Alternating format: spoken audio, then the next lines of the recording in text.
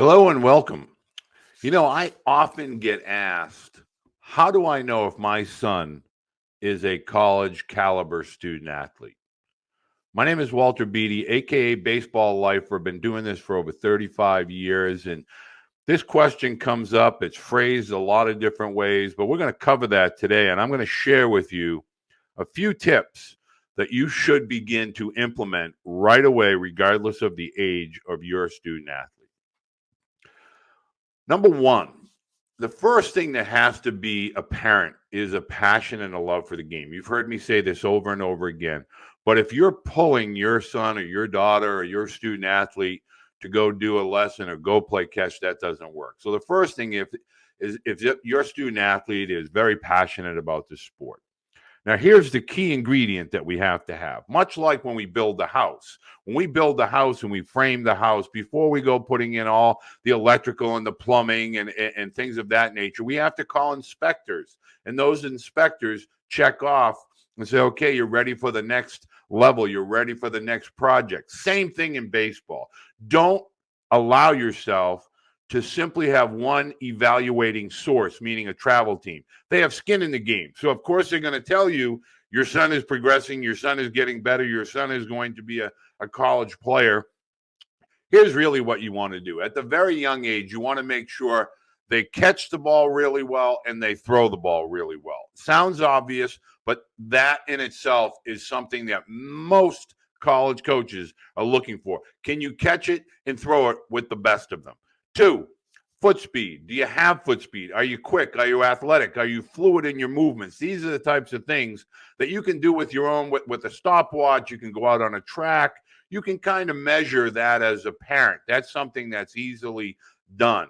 The next thing is when you're talking about whether it's pitching or hitting, you can tell if they're consistently throwing strikes as a pitcher. Are they consistently making contact? Don't worry about power. Power comes with confidence of consistent contact. That is probably the most misunderstood. We get all carried away with shorter fences, and my son hits home runs left and right. Well, he might have peaked early. The whole key is ball strike and consistent ball strike. Here's some secrets. 1, find a former college or professional player in your area. In today's social media world, you can put out a little message. I guarantee you there's a whole bunch of them you never knew existed. 2, your high school coach. If your son is younger, anywhere from 8 to say 12 years old, just get a little, hey, could you just give me your thoughts on areas that my son could use some work on, or what he's good at and what he needs to work at? What are his weaknesses?